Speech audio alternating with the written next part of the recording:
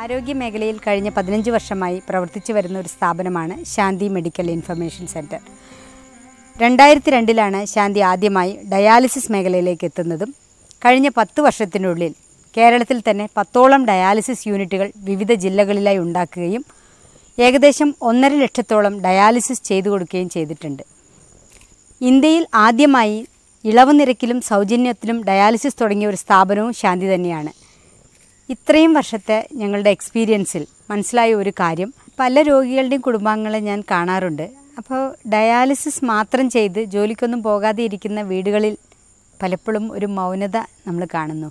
നമ്മൾക്ക് ഒരു രോഗമുണ്ട്, നമ്മൾ വീട്ടിലിരിക്കുകയല്ല വേണ്ടത്, ജോലിക്ക് പോകണം എന്ന മെസ്സേജ് കൂടി സമൂഹത്തിൽ എത്തിക്കാൻ വേണ്ടിയിട്ടാണ് ശാന്തി ബി പോസിറ്റീവ് എന്ന് പറയുന്ന ഈ ഡോക്യുമെൻ്ററി അവതരിപ്പിക്കുന്നത്.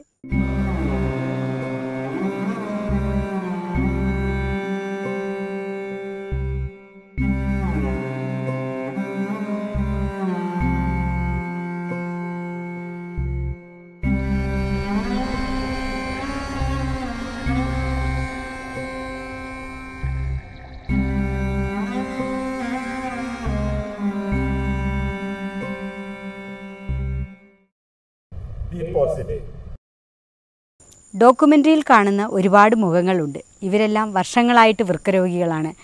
ആരും തളർന്നിരിക്കാതെ ഇതിനെ വിധിയെ വെല്ലുവിളിക്കുക, വിധിക്കെതിരെ പോരാടുക, അല്ലെങ്കിൽ ഒഴുക്കിനെതിരെ നീന്തുക എന്നുള്ള ലക്ഷ്യത്തോടു കൂടി അവരുടെ ജീവിതം, അവരുടെ കുടുംബം എല്ലാം ശ്രദ്ധിച്ച് വളരെ സന്തോഷത്തോടു കൂടി ആണ് ജീവിക്കുന്നത്. അവരെ ഞാൻ നിങ്ങൾക്ക് പരിചയപ്പെടുത്തുന്നു. ഇതിലൂടെ എനിക്ക് സമൂഹത്തിന് കൊടുക്കാനുള്ള ഒറ്റ മെസ്സേജേ ഉള്ളൂ. വൃക്കരോഗം എന്ന് പറയുന്നത് ഒരു സോഷ്യൽ ഇക്കണോമിക് ബേർഡൻ എന്നാണ് എല്ലാവരും പറയുന്നത്.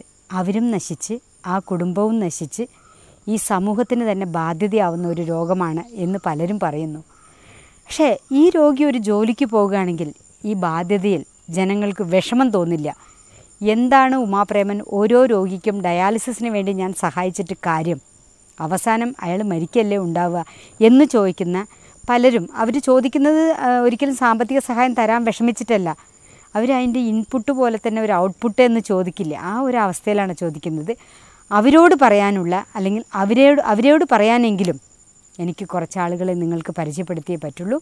ഈ കാണുന്ന മുഖങ്ങളെല്ലാം സന്തോഷത്തോടു കൂടി രോഗത്തെ മനസ്സിലാക്കി ആ രോഗത്തിനോടൊപ്പം കുടുംബത്തെയും സ്നേഹിച്ച് ജീവിക്കുന്നവരാണ്.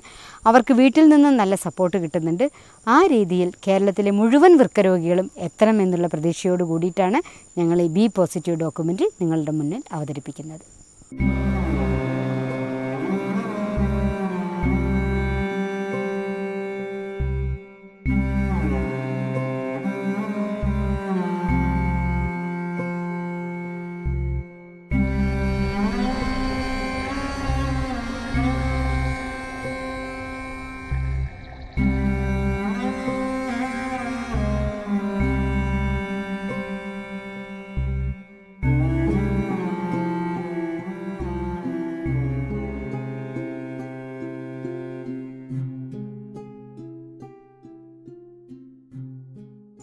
ഇപ്പോൾ നമ്മൾ കേരളത്തിൽ കാണുന്ന മിക്കവാറും വൃക്കരോഗികൾ ഒരു കുടുംബനാഥനായിരിക്കും. 30-40 വയസ്സിൽ ഗൾഫിലൊക്കെ എത്തി, അല്ലെങ്കിൽ നാട്ടിൽ തന്നെ എന്തെങ്കിലും ഒരു ജോലിയിൽ ഏർപ്പെട്ട് കുറച്ച് സമയം ഒരു കല്യാണം കഴിച്ച് 2 കുട്ടികളൊക്കെ ആവുന്ന ഒരു പ്രായമാകുമ്പോഴേക്കും വൃക്കരോഗിയായി എത്തുന്നു. അത് ചിലപ്പോൾ പുരുഷനാവാം, ചിലപ്പോൾ സ്ത്രീകളാവാം. ആ കുടുംബത്തിന് അവരൊരു തണലായി അല്ലെങ്കിൽ താങ്ങായി നിൽക്കുന്ന ഒരവസ്ഥയിലാണ് ഈ രോഗം എത്തിപ്പെടുന്നത്.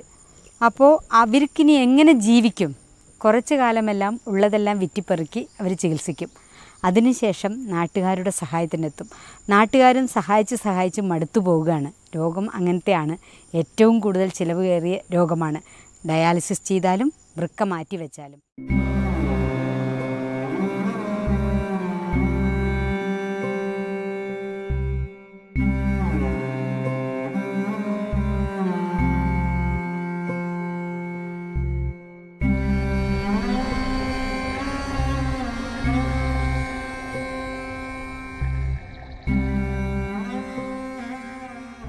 ഞങ്ങൾ ആദ്യം ഒരു വർഷം ചെയ്തിരുന്നത് പെരിറ്റോണിയൽ ഡയാലിസിസ് ആയിരുന്നു.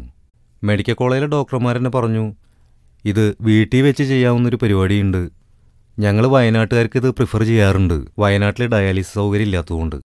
അത് തിരഞ്ഞെടുത്ത് അതൊരു വർഷം ചെയ്തു. പക്ഷെ അത് വലിയ ചിലവാണ്. ഒരു മാസം തുടക്കത്തിലൊക്കെ ഒരു 10-12 രൂപ വന്നെങ്കിലും പിന്നീട് ഒരു മാസം ഏകദേശം ഒരു മാസം 30,000 രൂപയോളം ചിലവ് വന്നു. പക്ഷേ ഏറ്റവും കൂടുതൽ സൗകര്യമായിട്ടും അതേപോലെ സബ്സിഡിയോട് കൂടിയിട്ടും പാവങ്ങൾക്ക് ആശ്രയിക്കാൻ പറ്റുന്നൊരു സ്ഥാപനം ഇത് മാത്രമേ ഉള്ളൂ. ഇപ്പോൾ ഈ ഓട്ടോ ഓടിച്ചിട്ട് അതല്ലെങ്കിൽ കൂലിപ്പണിയൊക്കെ ചെയ്തിട്ട് ഇതിൻ്റെ ചില വീട്ടിലെ ഭക്ഷണം ഏതായാലും മനുഷ്യന് കഴിക്കാതിരിക്കാൻ പറ്റില്ലല്ലോ. അപ്പോൾ നമ്മളത് ഭക്ഷണ ചെലവും അതേപോലെ കറണ്ട് ബില്ലും ബാക്കിയുള്ളതൊക്കെ അടച്ചാൽ ഇവർക്കുള്ള മരുന്ന് മാസത്തിൽ വരുന്ന 10,000-30,000 രൂപേൻ്റെ മരുന്നും കൂടി മേടിക്കാനുള്ളത് ഉണ്ടാവുള്ളൂ. സർക്കാരിൻ്റെ കാരുണ്യ പദ്ധതിയിൽ ഞാൻ അപേക്ഷ കൊടുത്തിരുന്നു. അവർ പറഞ്ഞ എല്ലാ ഡോക്യുമെൻസുകളും കൃത്യമായിട്ട് കൊടുത്തു. കോഴിക്കോട് മെഡിക്കൽ കോളേജിലേക്ക് പാസ്സാക്കി തരാമെന്ന്. ഞാൻ പറഞ്ഞു ഇവിടെ 400 രൂപയ്ക്കാണ് ഞങ്ങൾ ചെയ്യുന്നതെന്ന്. മെഡിക്കൽ കോളേജിൽ 850 രൂപയ്ക്കാണ് മെഡിക്കൽ കോളേജ് വികസന സമിതി ചെയ്തു കൊടുക്കുന്നത്. ഈ 850 രൂപയ്ക്ക് ചെയ്യുന്നതിന് 2,000 രൂപ ഞങ്ങൾ വണ്ടിക്കൂലി മുടക്കി പോണതിന്. അപ്പം ഞങ്ങളുടെ കയ്യിൽ നിന്ന് ഒരുപാട് പൈസ പോവും. സർക്കാർ തരുന്ന സബ്സിഡി 850 തരുള്ളൂ. സർക്കാർ ചിലപ്പോൾ 1,00,000 രൂപ കാരുണ്യയിൽ പാസ്സാക്കി തരികയാണെങ്കിൽ ഈ 850 കഴിച്ച് 2,000 രൂപ കയ്യിൽ നിന്ന് എടുക്കണം. ഞങ്ങൾക്ക് ഇവിടേക്ക് ഒരു ഓട്ടോറിക്ഷയിൽ വരികയാണെങ്കിൽ 150 രൂപയും അതേപോലെ 400 രൂപ കൊടുത്ത് ഡയാലിസിസ് ചാർജും 650 രൂപയ്ക്ക് കഴിയായിരുന്നു. അപ്പം ഞാൻ പറഞ്ഞു കോഴിക്കോട് മെഡിക്കൽ കോളേജിലേക്ക് പാസ്സാക്കേണ്ട, ശാന്തിയിലേക്ക് മതിയെന്നു. ശാന്തിയിലേക്ക് പാസ്സാക്കാൻ വകുപ്പില്ല എന്നാണ് അവർ പറയണത്. നമ്മുടെ ആരെങ്കിലും കുടുംബക്കാരും നാട്ടുകാരൊക്കെ ആയിട്ട് സഹായിച്ച് മുമ്പോട്ട് കൊണ്ടുപോകാൻ സാധിക്കും. മാക്സിമം പരിശ്രമിക്കന്നെ. ദൈവത്തിൻ്റെ ഭാഗത്തുള്ള സഹായം ഉണ്ടാവും. പിന്നെ സന്നദ്ധ സംഘടനകളും. ഇപ്പം ശാന്തി തന്നെ വലിയൊരു അനുഗ്രഹമാണ്. കാരണം ഇത്രയധികം മെഷീനുകളും കാര്യങ്ങളൊക്കെ ആയിട്ട് ഇവിടെ അങ്ങനെ തുടങ്ങിയത്.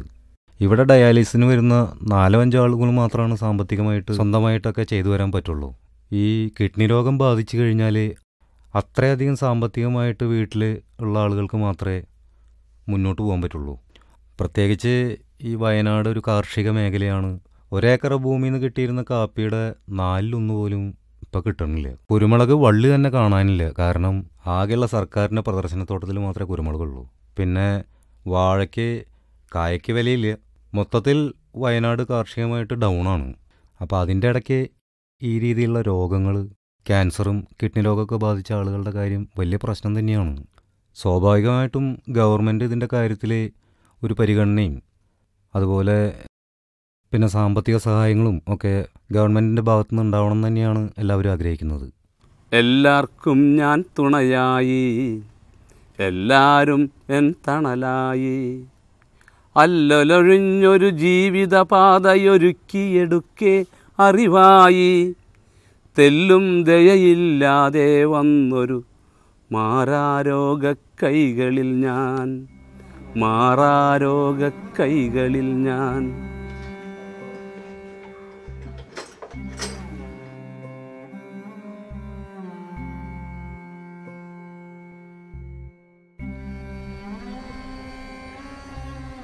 ഡയാലിസിസ് ചെയ്ത രാവിലെ ഡയാലിസിസ് കഴിഞ്ഞ ആൾ ഉച്ചയ്ക്ക് ഇവിടെ വരും. ഉച്ചയ്ക്ക് വന്നു കഴിഞ്ഞാൽ ആൾ സാധാരണ പണിയെടുക്കാൻ പണിയെടുക്കും. അപ്പോൾ ഞാൻ ചോദിക്കും വല്ല വിഷമമുണ്ടോ ചോദിക്കുമ്പോൾ വലിയ കുഴപ്പമൊന്നുമില്ല എന്ന് പറയാറുണ്ട്. പിന്നെ തൊഴിലാളി എന്ന നിലയ്ക്ക് ആൾ നല്ല ആത്മാർത്ഥമായിട്ട് പണിയെടുക്കും. അങ്ങനെ അസുഖമുള്ള ഒരാളാണെന്ന് നമുക്ക് തോന്നിച്ചിട്ടില്ല. എനിക്ക് വളരെയധികം ഫീൽ ചെയ്തിരുന്ന ആളുകൊണ്ട് എങ്ങനെ പഠിപ്പിക്കുക എന്നുള്ളൊരു ബുദ്ധിമുട്ടുണ്ടായിരുന്നു ആദ്യം എന്നോട് ചോദിച്ച സമയത്ത്. പേഷ്യൻ്റെ ആൾക്കാർ വന്ന് ചോദിച്ചു കഴിഞ്ഞാൽ അവർ ചോദിക്കുന്ന തന്നെ വന്ന് പണിയെടുക്കാൻ തയ്യാറായി വന്ന് ചോദിച്ചു കഴിഞ്ഞാൽ എൻ്റെ അഭിപ്രായത്തിൽ 100% അവരോട് വർക്ക് ചെയ്യിപ്പിക്കാം. എന്നുവെച്ചാൽ അവരുടെ മനസ്സിന് ഒരുപാട് വിഷമങ്ങൾ, വീട്ടിലിരിക്കുമ്പോൾ ബുദ്ധിമുട്ടുകൾ, നമുക്കിവിടെ വർക്ക് ചെയ്യാൻ വരിക എന്ന് പറഞ്ഞാൽ നമുക്ക് അതിലേറെ വിഷമം. പക്ഷെ എന്നിരുന്നാലും അവർ വർക്ക് ചെയ്യുന്നതാണ് അവരുടെ ശരീരത്തിനും മനസ്സിനും എല്ലാം കൊണ്ട് സന്തോഷമുള്ളൊരു കാര്യമാണ്. അവർ സുഖമില്ലാതെ കൊണ്ട് വീട്ടിലിരിക്കുമ്പോൾ അവർക്ക് വളരെയധികം മാനസിക വിഷമങ്ങൾ ഉണ്ടാക്കാറുണ്ട്. ആൾ ജോലി ചെയ്ത് 10 രൂപ വീട്ടിൽ കൊണ്ടുവരുമ്പോൾ ഈ അസുഖമുള്ള ആളാണെന്നുള്ള ഒരു ഫീലിംഗ് ഒരു കുടുംബത്തിനുണ്ടാവില്ല. അല്ല, ഇപ്പോൾ നമ്മുടെ നാട്ടിൽ കണ്ടുവരുന്ന ഒരു രീതി, കിഡ്നി പേഷ്യൻ്റ് ആണെന്ന് അറിഞ്ഞു കഴിഞ്ഞാൽ ഡയാലിസിസ് ഒക്കെ തുടങ്ങിക്കഴിഞ്ഞാൽ പിന്നെ ഒരു രോഗിയായിട്ട് അങ്ങോട്ട് സ്വയം പ്രഖ്യാപിക്കുകയാണ്. മറ്റുള്ളവരും കുറേശ്ശെ അങ്ങനെ ഒരു രോഗിയായി കാണുകയും പിന്നെ ഒരു ജോലിയും ചെയ്യാൻ പാടില്ല, ജോലി ചെയ്താൽ പ്രശ്നങ്ങളാണ് എന്നൊരു തോന്നൽ ഈ കിഡ്നി പേഷ്യൻസിൻ്റെ ഇടയിൽ പൊതുവിൽ വന്നിട്ടുണ്ട്. പക്ഷേ യാഥാർത്ഥ്യം അതുമായി ബന്ധപ്പെടുന്നതല്ല. അത് മാത്രമല്ല, നിരവധി ആളുകൾ നമ്മളെ ഇവിടെ തന്നെയുള്ള പിന്നെ വർക്ക്ഷോപ്പിലൊക്കെ ജോലി ചെയ്യുന്ന ആൾക്കാരുണ്ട്, സ്ഥാപനങ്ങൾ നടത്തുന്നവരുണ്ട്. അവരൊന്നും അവരുടെ ജീവിതമൊന്നും മാറ്റിവെച്ചിട്ടില്ല. അത് ഡയാലിസിസ് ഒരു ഭാഗത്ത് നടത്തും, ജീവിതം വേറെ ഭാഗത്ത് നടത്തും. അങ്ങനെ ആകുമ്പോൾ ഗുണം എന്താ വെച്ചിട്ടുണ്ടെങ്കിൽ, ഒന്ന് ഇവർ ജീവിതത്തിലേക്ക് മടങ്ങി വരിക, ജീവിതത്തിൽ നമ്മളെപ്പോലെ സാധാരണ കഴിയാണ്. അതല്ലെങ്കിൽ ഇവരൊരു മുടക്കാച്ചരക്ക്, ഇവരെ കൊണ്ട് ആവശ്യമില്ല, ഇനി സമൂഹത്തിന് ഇവരെ കൊണ്ട് യാതൊരു ഗുണവുമില്ല എന്ന തോന്നൽ മറ്റുള്ളവർക്കുണ്ടാവും. മറ്റുള്ളവർ അങ്ങനെ ഉണ്ടാകുമ്പോൾ അങ്ങനെ ഒരു ഗുണവും സമൂഹത്തിലില്ലാത്ത, ഭാവിയിൽ ഒന്നിനും പറ്റാത്ത ഒരാളെ എന്തിനാ സഹായിക്കണം? അങ്ങനെ സഹായിക്കുന്ന പൈസ ഉണ്ടെങ്കിൽ അവർ വീട്ടുകാർക്ക് കയ്യിൽ കൊടുത്താൽ പോരെ എന്ന തോന്നലിലേക്ക് പൊതുവിൽ ആൾക്കാർ ഇപ്പോൾ വന്നിരിക്കുകയാണ്. അതുകൊണ്ട് ഡയാലിസിസ് നടത്തും, കിഡ്നി അസുഖമുണ്ട്. അതോടൊപ്പം തന്നെ ജീവിതം സാധാരണഗതിയിൽ മുന്നോട്ട് കൊണ്ടുപോകാൻ തയ്യാറാവണം. അത് രോഗിയെ പോലെ മാറിയിരിക്കുന്നത് ഒട്ടും ശരിയല്ല. ഇതിൽ മറ്റൊരു കാര്യം, ഒരു വീട്ടിലൊരു രോഗി, ഒരിക്കലും ഭേദപ്പെടാത്ത അസുഖമുള്ള ഒരു രോഗിയാണ് വീട്ടിലുള്ളത്. വീട്ടിൻ്റെ വരുമാനത്തിൻ്റെ നല്ലൊരു ശതമാനം അയാൾക്ക് വേണ്ടി ചെലവഴിക്കപ്പെടുന്നു എന്നൊരു സ്ഥിതിയൊക്കെ ഉണ്ടാകുമ്പോഴും വേറെ ആരൊക്കെ എത്ര സഹായിച്ചാലും സ്വാഭാവികമായിട്ടും ആ വീട് ഒരു മരണ വീട് പോലെയായിപ്പോകും. ഒരു സന്തോഷം ആ വീട്ടിലൊരിക്കലും ഉണ്ടാവില്ല.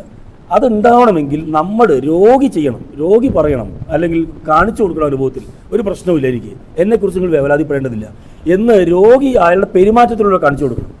സർക്കാരിൻ്റെ സഹായങ്ങളുണ്ട്, ഇപ്പോൾ സന്നദ്ധ സംഘടനകൾ കുറേ സഹായത്തിന് വരുന്നുണ്ട്.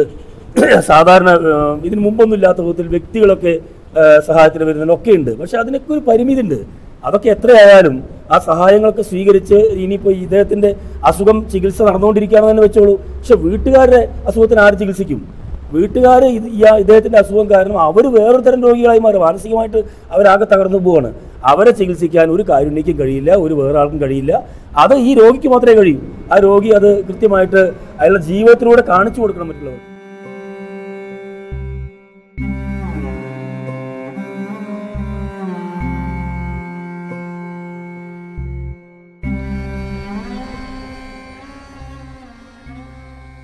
ഇന്നത്തെ കാലത്ത് നിങ്ങൾക്കറിയാം, എല്ലാവർക്കും പ്രമേഹവും രക്താതിസമ്മർദ്ദവും ഉള്ളതുകൊണ്ട് വീട്ടിൽ നിന്നൊരു കിഡ്നി കിട്ടാൻ പോലും വഴിയില്ലാത്തൊരവസ്ഥയാണ്. മസ്തിഷ്ക മരണം സംഭവിച്ചവരുടെ അവയവത്തിന് വേണ്ടി നമ്മൾ ഓടി നടക്കുന്നു. എത്രത്തോളം അത് പ്രാബല്യത്തിലാകുമെന്ന് വരും കാലങ്ങളിൽ കാത്തിരുന്ന് കാണേണ്ട കാര്യമാണ്. ആ സാഹചര്യത്തിൽ ഓരോ വൃക്കരോഗിയും തന്നാൽ കഴിയുന്ന ജോലി ചെയ്ത് ആ കുടുംബത്തിനൊരു താങ്ങായി തന്നെ തുടരണം എന്നുള്ള ലക്ഷ്യത്തോടു കൂടിയാണ് ശാന്തി ഈ ബി പോസിറ്റീവ് എന്ന് പറയുന്ന ഡോക്യുമെൻ്ററി ഇവിടെ അവതരിപ്പിക്കുന്നത്. അഴലിനാഴിയിൽ ആഴും നേരം താങ്ങായി നിങ്ങൾ വന്നില്ലേ, ചിറകു കുഴഞ്ഞു തളരുമ്പോഴും കണ്ണീരൊപ്പാൻ നിന്നില്ലേ. അഴലിനാഴിയിൽ ആഴും നേരം താങ്ങായി നിങ്ങൾ വന്നില്ലേ, ചിറകു കുഴഞ്ഞു തളരുമ്പോഴും കണ്ണീരൊപ്പാൻ നിന്നില്ലേ. വിധിക്കു മുന്നിൽ പിടഞ്ഞിടുമ്പോൾ സ്വാന്തനമായൻ കൂട്ടായി, വിധിക്കു മുന്നിൽ പിടഞ്ഞിടുമ്പോൾ സ്വാന്തനമായൻ കൂട്ടായി.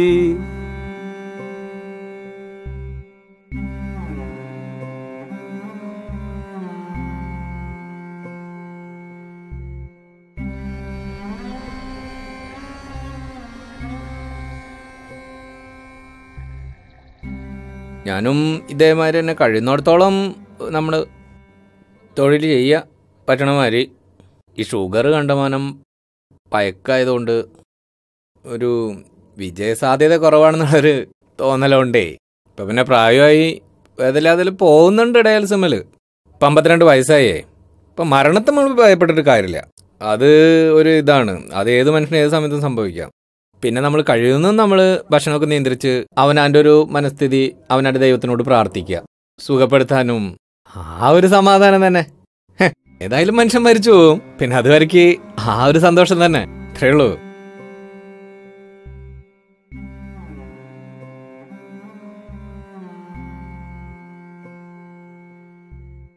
ആശുപത്രിക്ക് കൊണ്ടുപോയത് വീൽ ചെയറിലാണ്. നടക്കാനൊക്കെ ഭയങ്കര ബുദ്ധിമുട്ടായിരുന്നു. ഇപ്പം അത് വെച്ച് എല്ലാം നല്ല മെച്ചമുണ്ട്. ജോലിയുടെ കാര്യം എന്ന് പറയുന്നത് നേരത്തെ ഒന്നും പണിയാൻ ഭയങ്കര ബുദ്ധിമുട്ടായിരുന്നു. ഇപ്പോൾ കുറച്ച് ഈടായിട്ട് മാറ്റമുണ്ട്. ജോലിക്ക് പോവാനുള്ളൊരു മനസ്സുണ്ട്, ചെയ്യാനുള്ളൊരു ധൈര്യം മനസ്സിലുണ്ട്. പക്ഷേ ഈ അസുഖമാണെന്ന് പറഞ്ഞിട്ട് ഞാൻ ഇരുന്നിട്ടില്ല. സാധാരണ നമ്മളെങ്ങനെ സാധാരണ പോലുള്ള അതങ്ങനെ നടക്കും. അസുഖമായിട്ട് ഒരാൾ വീട്ടിൽ എത്ര നേരം ഇരിക്കും? അതിനിപ്പോൾ ആൾക്കാരായിട്ട് ഇടപഴകുന്നത് വളരെ നല്ലതാണല്ലോ. ഒരു ജോലി ചെയ്യണത് നല്ലതാണെന്നാണ് അഭിപ്രായം. മൂപ്പരെ കൊണ്ടാകണത് അദ്ദേഹത്തിനെ കൊണ്ടാവണത് അദ്ദേഹം ചെയ്യുന്നു.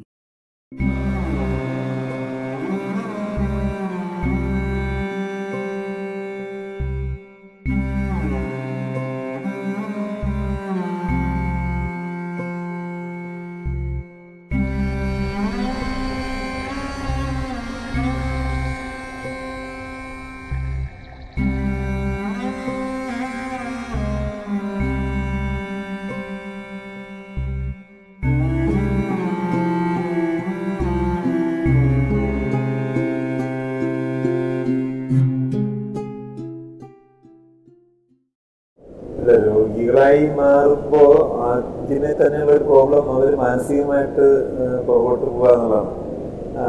ജോലി ചെയ്യാനായിട്ടുള്ള ഉന്മേഷമില്ല, ഭയം, അതെല്ലാം മാറ്റി നമ്മൾ ഒരു മനോധൈര്യം തിരിച്ച് എടുത്ത് ജോലി തുടരാൻ ശ്രമിക്കണം. നമ്മൾ മനോധൈര്യം വീണ്ടെടുക്കണം. എന്നാൽ മാത്രമേ ആരോഗ്യം തന്നെ തിരിച്ചു പിടിക്കാൻ പറ്റൂ എന്ന് എനിക്ക് തോന്നാറുണ്ട്.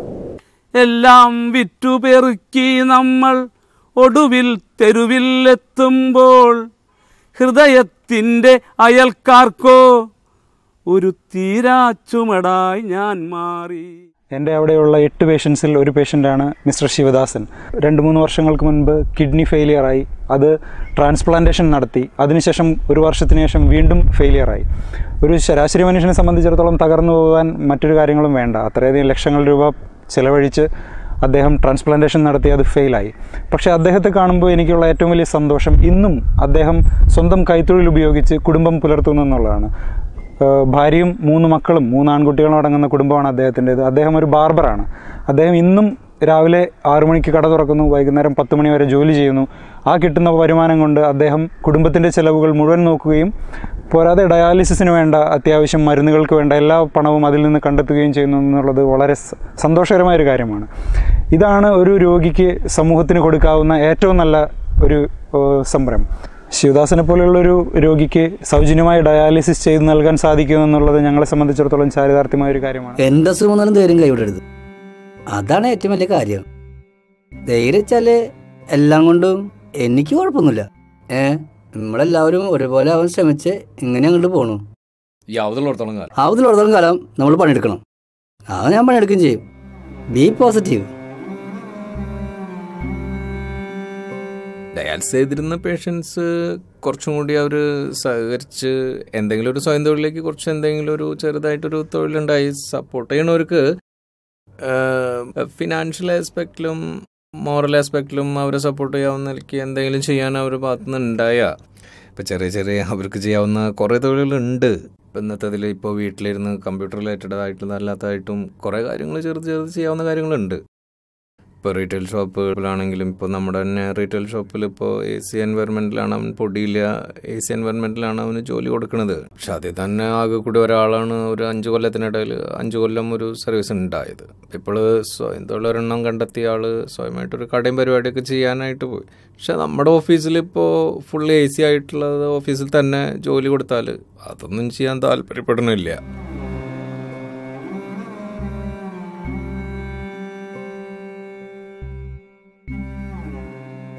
കൃഷിയൊക്കെ ഞാൻ സജീവമായിട്ട് നോക്കുന്നുണ്ട്.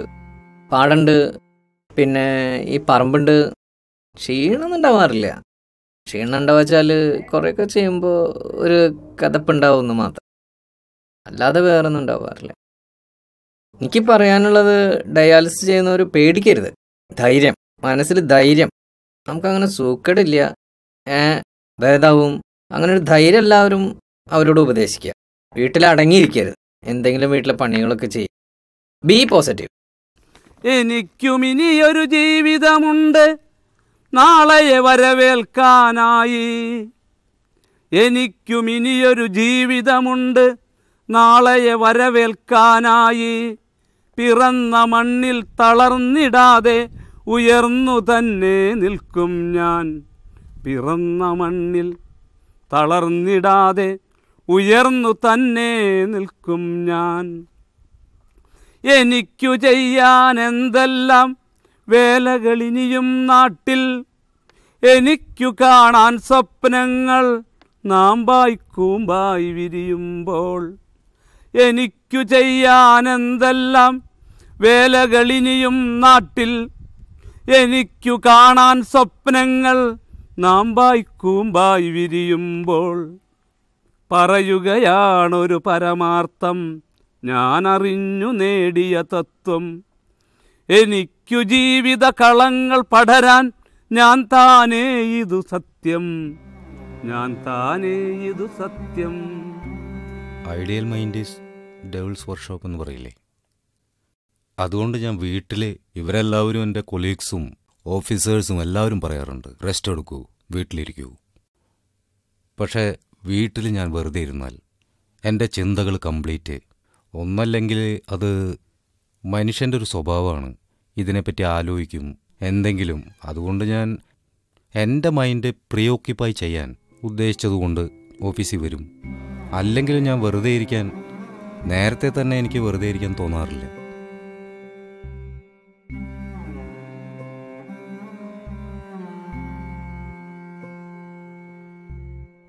നമ്മൾ രോഗി എന്ന് പറഞ്ഞ് മിണ്ടാതെ വീട്ടിലിരിക്കുകയാണെങ്കിൽ മറ്റുള്ളവർക്കെല്ലാം അതൊരു ബാധ്യതയായി തീരും. അതുകൊണ്ട് നമ്മളെ കൊണ്ടാവുന്ന രീതിയിൽ ജോലി ചെയ്യുക, നമ്മളെ കൊണ്ട് ശാരീരികക്ഷമതയ്ക്ക് അനുസരിച്ച് വല്ല ജോലികളും ചെയ്യുക. അപ്പോൾ സ്വാഭാവികമായും വീട്ടുകാരും നാട്ടുകാരും ഫ്രണ്ട്സും എല്ലാവരും നമ്മളെ സഹായിക്കാൻ തീർച്ചയായും ഉണ്ടാവുന്നതാണ്. എൻ്റെ പേര് ഷീജ. 10 വർഷമായിട്ട് ഞാൻ ശാന്തിയുടെ ഡയാലിസിസ് യൂണിറ്റിൽ തന്നെയാണ് വർക്ക് ചെയ്യുന്നത്. ഇതിക്ക് മുമ്പ് വേറെ ഡയാലിസിസിലും വർക്ക് ചെയ്തിട്ടുണ്ട്. നമ്മുടെ എല്ലാ പേഷ്യൻറ്റിനോടും ഞങ്ങൾ സപ്പോർട്ട് ചെയ്യുന്നത് എല്ലാവരും ജോലിക്ക് പോകണം. ഇവരെല്ലാവരും ഈശ്വരവിശ്വാസമൊക്കെ ഉള്ളവരാണ്, രോഗത്തിന് വേണ്ടി ചികിത്സിക്കുന്നവരാണ്. അതിൻ്റെ ഒരു ഭാഗമാണല്ലോ ഡയാലിസിസ്.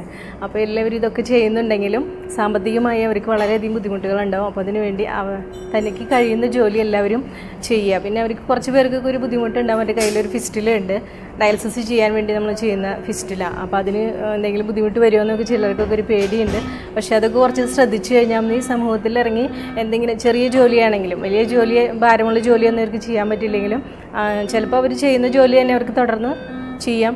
അല്ലെങ്കിൽ വേറെ എന്തെങ്കിലും അവരാൽ കഴിയുന്ന രീതിയിലുള്ള ചെറിയ ചെറിയ ജോലികൾ അവർക്ക് സാമ്പത്തികമായി കുറച്ച് വരുമാനം കണ്ടെത്താൻ അവർ ചെയ്യാൻ ശ്രമിക്കുക. ഞങ്ങൾ എല്ലാ പേഷ്യൻസിനോടും സപ്പോർട്ട് ചെയ്യുന്നുണ്ട്. ഇനി എല്ലാവരോടും ഞങ്ങൾക്ക് പറയാനുള്ളത് അത് തന്നെയാണ്. എല്ലാവരും സാമ്പത്തിക വരുമാനം കണ്ടുപിടിക്കാനുള്ള ഒരു മാർഗം കൂടി അവരുടെ ജീവിതത്തിൽ ഡയാലിസിസിനോടൊപ്പം തന്നെ മരുന്നും ട്രീറ്റ്മെൻറ്റ് ഡയാലിസിസ് ഇതെല്ലാം അതോടുകൂടി തന്നെ ഒരു ചെറിയ വരുമാന മാർഗം എല്ലാവരും കണ്ടെത്തണം. അതായിരിക്കും അവരുടെ ജീവിതത്തിൽ വലിയ വിജയം. ഇങ്ങനെ ചെയ്യുകയാണെങ്കിൽ അവരുടെ കുടുംബാംഗങ്ങൾക്കും സമൂഹത്തിനുമൊക്കെ അതൊരു വലിയ ആശ്വാസമായിരിക്കും. B positive.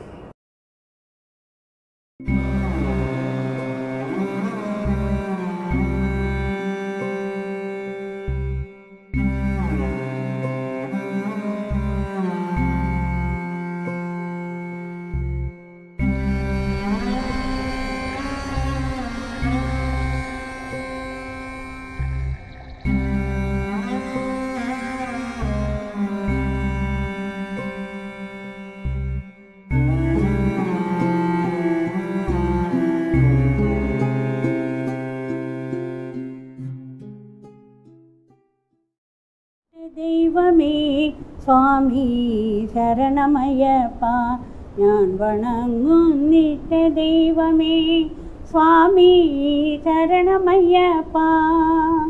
டயாலிசிஸ் பண்ணிக்கிறவங்க நல்ல ஸ்மார்ட்டாக கொஞ்சமெல்லாம் ஆக்டிவோட கொஞ்சமெல்லாம் சின்ன சின்ன வேலையெல்லாம் செஞ்சுட்டு கொஞ்சம் நடந்துட்டு எக்ஸசைஸ் பண்ணிட்டு அப்படி இருந்ததுன்னா பார்க்குறவாளுக்கும் கொஞ்சம் குடும்பத்தில் இருக்கிறவாளுக்கும் சந்தோஷமாக இருப்பாங்க. அதை தான் நான் சொல்கிறது. எல்லா டயாலிசிஸ் பேஷண்ட்டுக்கும் அதுதான் நான் பட்டபந்த ரூபமா இன்முദ്ര காட்டி 18 படி அம்பலத்தில் பள்ளி கொண்ட சபரீஷா சபரீஷா சபரீஷா. சின்ன சின்ன வேலைகள் செய்கிறதுனால அவளுக்கு கொஞ்சம் உடம்பு ஆக்டிவாக மாறும். இல்லை ஒரு இடத்துலையே படுத்துட்டு இருந்ததுன்னா அவளால் எதுவுமே செய்ய முடியாது. எப்போவுமே நடந்து எல்லாம் ப்ராக்டிஸ் இருந்தால் தான் காலெல்லாம் வலிக்காது. நடத்தாமல் சும்மாவே உட்காண்டிருந்ததுன்னா வலிக்க தான் செய்யும். எல்லாம் தேகத்தில் அசுகம் எல்லாம் ஜாஸ்தி தான். இஷ்ட தெய்வமே சுவாமி சரணமையப்பா, ஞான் வணங்கும் இஷ்ட தெய்வமே சுவாமி சரணமையப்பா.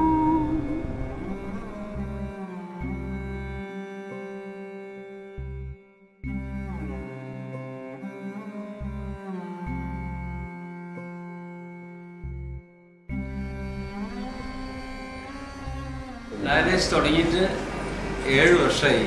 അത് 2 വർഷം ഞാൻ കോയമ്പത്തൂർ ചെയ്തു. ബാക്കി 5 വർഷം തുടർച്ചയായിട്ട് ഞാൻ ഈ സ്ഥാപനത്തിൽ ഇവിടെയാണ് ചെയ്യുന്നത്. മകനുണ്ട് പണിക്ക് എങ്കിലും കൂടെ ഞാൻ കൂടെ സപ്പോർട്ട് ചെയ്യും. പിന്നെ എന്തെങ്കിലും ഡിഫിക്കൽട്ടായിട്ട് എന്തെങ്കിലും കുഴപ്പമോ എന്തെങ്കിലും ഉണ്ടെങ്കിൽ ചോദിക്കുക എൻ്റെ അടുത്ത്. അപ്പം ഞാൻ പറയും. അപ്പം എൻ്റെ മകൻ വെളിയിലൊന്നും പോയിട്ട് ജോലി പഠിച്ചിട്ടില്ല, എൻ്റെ അടുത്ത് പഠിച്ചത് തന്നെയാണ്. ഈ രോഗം വരാതെ വളരെ ഇതായിട്ട് നോക്കണം. പിന്നെ അങ്ങനെ രോഗം വന്നാലും അങ്ങനെ ആ രോഗത്തിനെ പറ്റി ചിന്തിക്കാതെ നമുക്ക് ചെയ്യാൻ പറ്റുന്ന ജോലികളൊക്കെ ചെയ്ത് അങ്ങനെ പോയാൽ രോഗം കുറെ മറന്നു പോകും.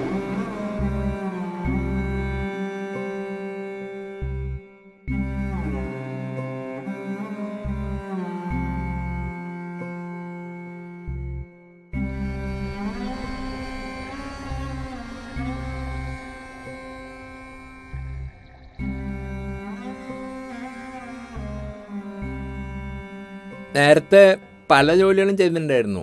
ഇപ്പോൾ സെക്യൂരിറ്റി പണിക്ക് വന്നിരിക്കുകയാണ്. ഡയാലിസിസൊക്കെ നടക്കുമ്പോൾ എന്തെങ്കിലുമൊക്കെ ജോലിക്കൊക്കെ പോയി എന്തെങ്കിലും ആവുന്ന ജോലി, നമുക്ക് വഹിക്കുന്ന ജോലി എന്തെങ്കിലുമൊക്കെ ചെയ്യാമല്ലോ. ഇപ്പോൾ വീട്ടിൽ യാതൊരു ബാധ്യതയില്ല. ഇപ്പോൾ എനിക്കിപ്പോൾ 5,500 രൂപ ശമ്പളം കിട്ടുന്നുണ്ട്. അതിന് വീട്ടിലിറക്കും വലിയ പ്രശ്നമില്ല. അങ്ങനെ ഡയാലിസിസ് ചെയ്ത് പോകുന്നുണ്ട്, കുഴപ്പമൊന്നുമില്ല.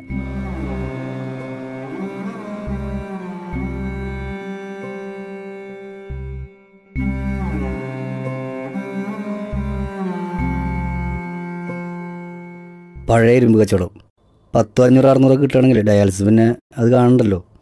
വീട്ടിലെ കാര്യങ്ങളും എൻ്റെ കാര്യങ്ങളും നടക്കും ചെയ്യും, നമുക്കൊരു വ്യായാമമാവുകയും ചെയ്യും, കുറേ സമാധാനമാവും. പിന്നെ ടെൻഷൻ അടിച്ചിരിക്കും വേണ്ട. പിന്നെ കുട്ടികൾക്കൊരു ആശ്വാസമാണ്. നമ്മൾ പണി കഴിഞ്ഞ് വരുമ്പോൾ അസുഖം ഉണ്ടെന്നുണ്ട് വീട്ടിലിരുന്ന് കഴിഞ്ഞാൽ നമുക്ക് ടെൻഷൻ കൂടും. പുറത്തു പോയി നാട്ടുകാർക്ക് കണ്ട് വീട്ടുകാർക്ക് സാധനങ്ങൾ തരാൻ സന്തോഷമാണ് ഈ അസുഖങ്ങളുള്ള ഒരാൾ എന്ന രീതിയിൽ. അങ്ങനെ വീട്ടിൽ നിന്ന് സാധനങ്ങളൊക്കെ എടുത്ത് നമ്മുടെ വേണ്ടപ്പെട്ട കടക്കാരുണ്ടാവും, അവർ സാധനങ്ങൾ എടുക്കും. ഇത് അവിടെ കൊണ്ടുപോയി കൊടുത്തിട്ട് നമുക്ക് കുഴപ്പമില്ലാത്ത പൈസയും കിട്ടും. പിന്നെ ഡയാലിസിനുള്ള പൈസയാവും ചെയ്തു. പിന്നെ കുറേ ആൾക്കാർ സഹായിക്കും. എത്ര കിട്ടിയാലും മതിയാവാത്തൊരു അസുഖമാണ്, എന്നാലും കുഴപ്പമില്ല, അത്യാവശ്യ കാര്യങ്ങൾ നടക്കുന്നുണ്ട്. വീട്ടിലാണെന്ന് വെച്ചാൽ എല്ലാ കാര്യങ്ങളും നടക്കുന്നുണ്ട്. ഒരുപാട് പണം ഉണ്ടായി, അപ്പോൾ വെറുതെ ഇരുന്നാൽ ഒരാൾ പിടിക്കാണ്ടാവും, കാറിൽ കൊണ്ടുപോകാൻ ആളുണ്ടാവും. അപ്പോൾ നമുക്ക് എളുപ്പമായി. അപ്പോൾ നമ്മൾ എന്ത് ചെയ്യും, അവിടെ കിടക്കും. കിടന്നു കഴിഞ്ഞാൽ അപ്പോൾ നമുക്ക് സുഖം കൂടും. പരമാവധി നമ്മൾ ആരും ആശ്രയിക്കേണ്ടെന്നല്ല പറയുന്നത്, ആശ്രയിച്ച് തന്നെ ഇന്നത്തെ കാലത്ത് ഈ അസുഖം വന്നാൽ പല ആൾക്കാരെ ആശ്രയിക്കേണ്ടി വരും. പരമാവധി നമ്മൾ എങ്ങനെയായാലും 10 രൂപ ഉണ്ടാവും എന്ന് ചോദിച്ചാൽ ഇറങ്ങിയിരിക്കുക. അങ്ങനെ ഇപ്പം ഞാൻ 3 കൊല്ലമായിട്ട് ഇരിക്കുന്നത്. എനിക്ക് നല്ല ഉറപ്പാണ്. B positive.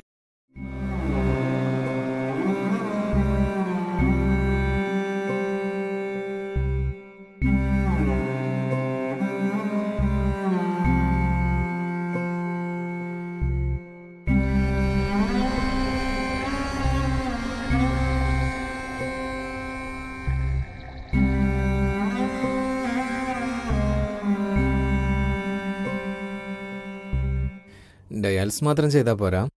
ഡയാലിസിസ് ചെയ്യുന്നുണ്ട് ഉദ്ദേശിക്കുന്നത് വീട്ടിൽ പോയി റെസ്റ്റ് ചെയ്യാനല്ല. ശരിക്കും അവർ ഏതെങ്കിലും തൊഴിലേർപ്പെട്ട് കൊണ്ടുവന്ന് ഡയാലിസിസ് ചെയ്യണമെന്നാണ് ഞാൻ പറയുന്നത്. ഡയാലിസിസ് ചെയ്തുകൊണ്ട് ഒരു തൊഴിൽ ചെയ്യാമെന്നാണ്. ചെയ്യാൻ ഒരു പോസിറ്റീവായിട്ടുള്ളൊരു അപ്രോച്ച് വേണം.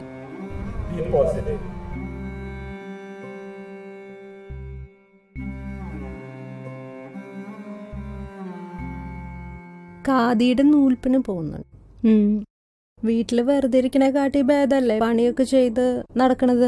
അപ്പം നമുക്ക് എന്തെങ്കിലും കിട്ടും. സമയം എങ്ങനെ ആലോചിച്ചിരിക്കൂല. നല്ല കാര്യമായിട്ട് എനിക്ക് തോന്നണേ. എല്ലാരും കഴിയുന്ന പണികളൊക്കെ ചെയ്യണം എന്നാണ് എൻ്റെ ആഗ്രഹം. സമൂഹത്തിൽ ഇപ്പോൾ നമ്മൾ നോക്കുകയാണെന്നുണ്ടെങ്കിൽ ഏറ്റവും കൂടുതൽ രൂക്ഷമായ പ്രതിസന്ധി നേരിട്ടുകൊണ്ടിരിക്കുന്ന 3 കാര്യങ്ങളാണ്. ഒന്ന് ജലക്ഷാമം, ഒന്ന് വൈദ്യുതിയുടെ പ്രതിസന്ധി, 3 മാലിന്യങ്ങൾ.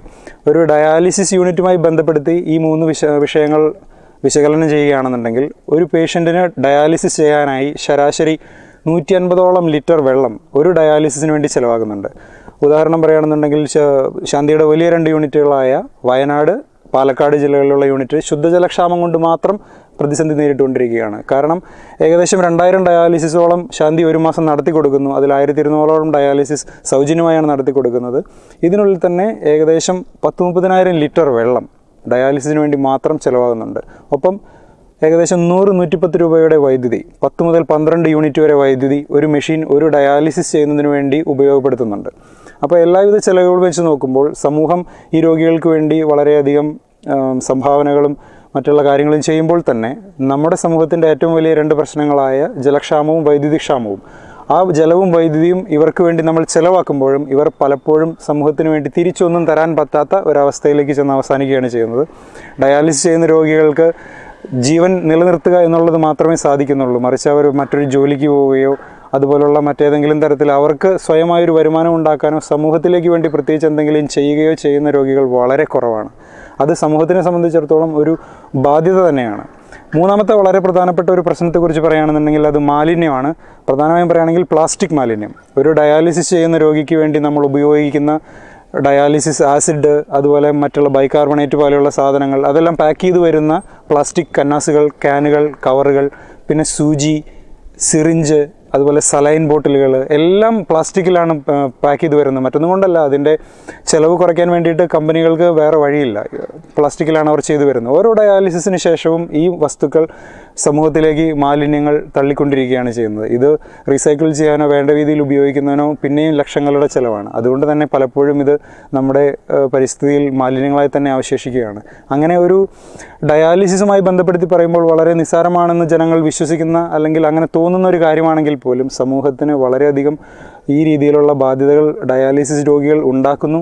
മാത്രമല്ല, അതിന് വിപരീതമായി സമൂഹത്തിന് വേണ്ടി എന്തെങ്കിലും ചെയ്യാൻ ഈ രോഗികൾക്ക് പലപ്പോഴും സാധിക്കുന്നില്ല. അവരുടെ ശാരീരികമായിട്ടുള്ള മാനസികമായിട്ടുള്ള ജീവിത രീതികൾ കൊണ്ട് സാധിക്കുന്നില്ല എന്നുള്ളതും അതിൻ്റെ വലിയൊരു സത്യമാണ്. 99-ലാണ് സലീലിന് എൻ്റെ കിഡ്നി മാറ്റിവെക്കുന്നത്. അത് യാദൃശ്യമായ ഒരു സംഭവമാണ്. പക്ഷേ അന്ന് സലീൽ ഇത് മാറ്റിവെക്കുന്നതിന് മുമ്പേ വർക്ക്ഷോപ്പിൽ പണിതിരുന്ന ആളാണ്. മാറ്റിവെച്ച ഒരു 6 മാസം ഡോക്ടർമാരുടെ നിർദ്ദേശപ്രകാരം റെസ്റ്റ് എടുത്തു. അവിടുന്ന് അങ്ങോട്ട് തുടങ്ങിയതാണ് അവൻ്റെ പണി. പ്രത്യേകിച്ച് 5 മിനിറ്റ് പോലും വെറുതെ ഇരിക്കാൻ ആഗ്രഹിക്കാത്ത ആളാണ്. അവൻ്റെ അടുത്ത് 20ഓളം പേര് ജോലി ചെയ്യുന്നുണ്ട്. ട്രാൻസ്പ്ലാന്റ് കഴിഞ്ഞതിന് ശേഷം എല്ലാതും നോർമലായി, സാധാരണ പോലെ നോർമലായിട്ടുള്ള ജോലി ചെയ്യും. ജോലി നമുക്കൊരു 6 മന്ത് കഴിഞ്ഞാൽ നമുക്ക് സ്റ്റാർട്ട് ചെയ്യാം. ഇതിൻ്റെ എല്ലാ ഹാർഡായിട്ടുള്ള വർക്കെല്ലാം സ്റ്റാർട്ട് ചെയ്യാം. ഇത് 500 ലിറ്റർ RO പ്ലാന്റാണ്. RO പ്ലാന്റ് എന്ന് പറയുമ്പോൾ റിവേഴ്സ് ഓസ്മോസിസ് പ്ലാന്റാണ്. ഡയാലിസിന് ആവശ്യമായിട്ടുള്ള വെള്ളം ഇതിനാണ് ഫിൽറ്റർ ചെയ്തിട്ടുള്ളത്. ഇതിൽ ഈ മൊബൈൽ ഡയാലിസിസ് കൊണ്ട് 2 വണ്ടികൾ ചെയ്തിട്ടുണ്ട്. ഒന്ന് സ്വരാജ് മസ്ദയിൽ ചെയ്തിട്ടുണ്ട്, ഒന്ന് ടെമ്പോ ട്രാവലിൽ ചെയ്തിട്ടുണ്ട്. ടെമ്പോ ട്രാവലിൽ ചെയ്തിട്ടുള്ള വണ്ടിയാണ് ഇപ്പോൾ ഈ കാണുന്നത്. എന്നോട് ഇത് ഡിസൈൻ ചെയ്യാൻ പറഞ്ഞപ്പോൾ എനിക്ക് അത്ര വലിയൊരു ബുദ്ധിമുട്ടൊന്നും ഉണ്ടായില്ല. അല്ലെങ്കിൽ അത് എങ്ങനെയാണ് അത് ഡിസൈൻ ചെയ്യാമെന്ന് എനിക്ക് ഓൾറെഡി ഒരു ചെറിയൊരു ഐഡിയ ഉണ്ട്. അല്ലെങ്കിൽ ഓൾറെഡി ഞാനൊരു ഡയാലിസിസ് പേഷ്യൻ്റ് ആയ കാരണം അതിൻ്റെ ബുദ്ധിമുട്ടുകളൊക്കെയും എന്തൊക്കെയാണെന്നുള്ളത് എനിക്കറിയാം. ആ വണ്ടി എങ്ങനെയാണ് ചെയ്യണമെന്ന് വെച്ചിട്ടുണ്ടെങ്കിൽ അതിൽ ഫുൾ ഫ്ലഡ്ജ് ആയിരിക്കണം. നമ്മൾ ആ വീട്ടിലേക്ക് പോയി കഴിഞ്ഞാൽ സ്റ്റാർട്ടിങ് ഡയാലിസിസ് തൊട്ട് എൻഡ് വരെ വാഷിങ്സ് ക്ലീൻ ചെയ്ത് ഡയാലിസർ എടുത്ത് വയ്ക്കുക. അങ്ങനൊരു കണ്ടീഷനാണ് എന്നോട് പറഞ്ഞത്. ഇതിൽ അതിനെ പറ്റിയ RO പ്ലാന്റ് ഞങ്ങൾ ഡിസൈൻ ചെയ്തു. അതിൻ്റെ ബാക്കിലാണ് അതിൻ്റെ RO പ്ലാന്റ് വെച്ചുള്ളത്. അതിൻ്റെ ഫിൽറ്റേഴ്സ് വയ്ക്കും സൈഡിൽ വെച്ചുള്ളത്. ഇതിലൊരു സെൻട്രലൈസ്ഡ് ഓക്സിജനാണ് ഡിസൈൻ ചെയ്തത്. ഇതിൽ defibrillator, cardiac monitor, pulse oximeter, nebuliser, ഇങ്ങനെ മെഡിക്കൽ എക്യുപ്മെൻറ്റ്സ് അവർക്ക് വേണ്ട എല്ലാ മെഡിക്കൽ എക്യുപ്മെൻറ്റ്സും ഇത് അറ്റാച്ച്ഡ് ആണ്. ഇൻ കേസ് പവർ സപ്ലൈ എന്തെങ്കിലും നമുക്ക് ഡിസ്റ്റർബ്ഡ് വരികയാണെങ്കിൽ നമുക്ക് ഇതിൽ 6.5 kVയുടെ ജനറേറ്ററിൻ്റെ ഇവിടുന്ന് സെൽഫ് സ്റ്റാർട്ട് മോട്ടറാണ്. ഇങ്ങനെ ഒരു റെമഡി ഉണ്ട്. ട്രാൻസ്പ്ലാന്റ് കഴിഞ്ഞാലും നല്ലൊരു ജീവിതമുണ്ട്. അറിയാമായിരുന്നെങ്കിൽ വന്നാൽ അങ്ങനെ പേടിക്കേണ്ട ആവശ്യമൊന്നുമില്ല. പേടിക്കണം, എന്നാലും നമുക്കൊരു ലൈഫ് ഉണ്ട് എന്ന് പറയാം. കോംപ്ലിക്കേറ്റഡ് അല്ല എന്നാലും. ബി പോസിറ്റീവിലൂടെ ഒരുപാട് മുഖങ്ങൾ നിങ്ങളിന്ന് കണ്ടു. അവരുടെ വീട്ടിലെ സന്തോഷങ്ങളൊക്കെ നിങ്ങൾ കണ്ടു. ഇത് തന്നെ നിങ്ങളുടെ വീട്ടിലും സംഭവിക്കട്ടെ. എല്ലാവർക്കും സന്തോഷമായി ഒരു ജീവിതം, ദൈവം തന്ന ആയുസ് വരെ ജീവിക്കാനുള്ള ഭാഗ്യമുണ്ടാവട്ടെ. നിങ്ങളെ സഹായിക്കുന്ന ഒരുപാട് സംഘടനകൾക്കും വ്യക്തികൾക്കും ഇത് ഒരു മാതൃകയായി തോന്നട്ടെ. എല്ലാവർക്കും ഒരിക്കൽ കൂടി ബി പോസിറ്റീവ്. എല്ലാവർക്കും ഞാൻ തുണയായി, എല്ലാരും എൻ തണലായി, അല്ലലൊഴിഞ്ഞൊരു ജീവിതപാതയൊരുക്കിയെടുക്കെ അറിവായി, തെല്ലും ദയയില്ലാതെ വന്നൊരു മാറാരോഗക്കൈകളിൽ ഞാൻ, മാറാരോഗക്കൈകളിൽ ഞാൻ, മാറാരോഗക്കൈകളിൽ ഞാൻ. അഴലിനാഴിയിൽ ആഴും നേരം താങ്ങായി നിങ്ങൾ വന്നില്ലേ, ചിറകു കുഴഞ്ഞു തളരുമ്പോഴും കണ്ണീരൊപ്പാൻ നിന്നില്ലേ.